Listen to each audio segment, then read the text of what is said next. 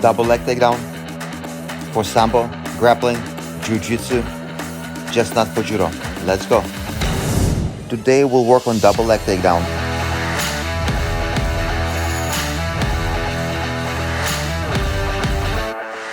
I shot a video about that. It was viewed a lot, many thousands, 100,000 actually. But there are some nuances I kinda forgot to deliver. Double leg. The difference between freestyle wrestling and sambo. There is a big difference.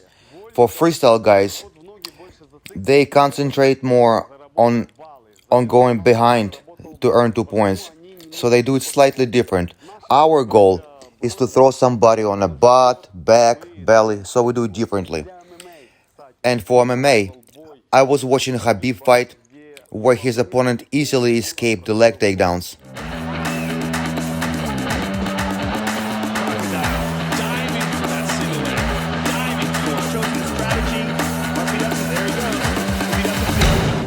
I'm not saying anything about Khabib, he does have a good double leg, but during that time it was not effective. His guy escaped one after one, because in sambo it would not have happened. In sambo we go into legs like a ram. Start here and finish on a street somewhere. And just run forward, working with the head and hands. Imagine this is the wall. Freestyle guys, I'm not going to explain things because I'm not a freestyle guy. But if you're a sambo guy and you want to learn how I do it, listen to me. So double leg is always splitting your partner in half. Your leg goes in between. If you step around like this, all sambo guy and judokas will do uchimata or inside trip or grapevine throw. It's proven. It's going to be countered. Hands don't go around. You want to go between his legs. Watch. So we wrestle. I got grips. Or maybe from a distance like this. Front leg hops in between his legs. Right leg, right shoulder goes right in his solar plexus. Then my right ear adheres to him. Right? If I'm here and I push sideways, if I go here, I push the other way. Very important to push in the proper direction. And pop the legs up. You cut your opponent just like this. Body one way, legs the other way, and he's flying. And I kind of duck under, dive under. Like hook him up. So my shoulder hooks his diaphragm. He'll lose breathing and his legs will go weak. Second leg goes next, steps next. Hands go behind the knees. Behind knees. If you go higher, he can sprawl. If you go by the knees, it's easier to hold the legs. And you see, you can bend the knees too. So slightly lower. Goal is to collect knees together. We enter, hook him up, lifting, knees together. And I'm pushing with my right ear to the side. And legs, his legs will go to the left. Lift, like this, sideways. That's the double leg.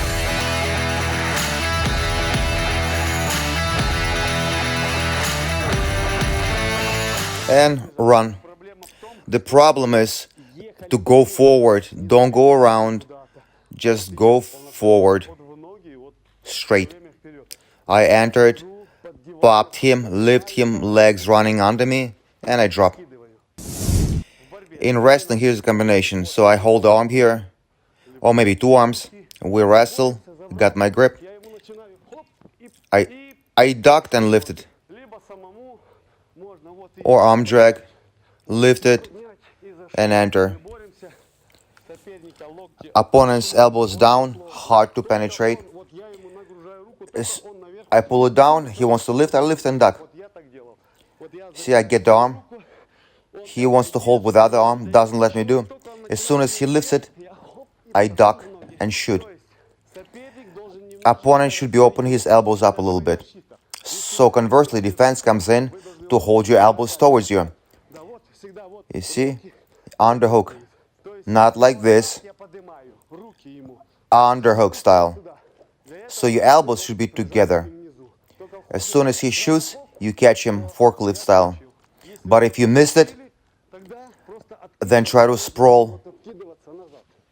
I know, through experience, if somebody shot well, I always lift arms. Sometimes they shot, and I could not get underhook, I just lift them up. It's harder to finish with one arm. But if he grabs correctly by knees, you want to lift him higher, and you can sprawl one leg at least. In order to stop it, you try to grab by the knees so he cannot lift your arms. It's very simple to stop his defense, but you gotta rehearse it. 9 years I did hand-to-hand combat. I was serious guy. In tight combat I threw, but as soon as they threw hands, I always shot. But if you do it stupidly, if he's coming towards you and you're trying to enter, he'll meet you. So your goal in striking, to put him backwards. So the strength of the power of the strike is not going to be there. And it's easier to throw him too, if he's on his heels. So throw him backwards. If he's going forward, then we throw him forward. So I just scare him a little bit and entered. They figured out that I do a leg takedown, and you have to hide your intent. Maybe leg kick, so he works like you striking him. If he's coming towards me, I will not do, because knee will hit you or hand will fly in. So in striking arts, you want your opponent to be walking backwards. Now it's better. He can catch you. But the strength of a strike is not going to be the same when you're on your heel versus on your toe. So striking guys will explain probably better. But I often shot when a guy goes backwards. And his technique from one end to another because of front leg. My double leg happened often because Tuesday, Thursday, we ran. After every running, I would do 100 shots. Maybe for 8 years, so you can count it. But we didn't do and lift like this and drop. We do with a finish actually.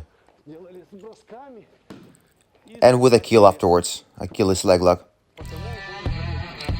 So you gotta rehearse. It's not gonna happen if you just watch a video. You have to rehearse your move and then it will work.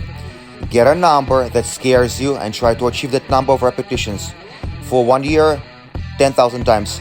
It's scary, but start doing it.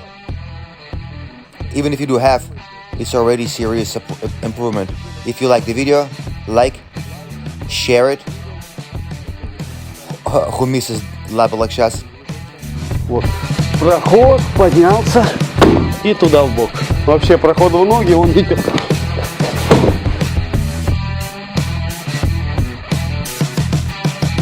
Вот я забираю свою руку, он это держит, мне не дает ничего, только он начинает ее наверх, я хоп и пошел в ноги.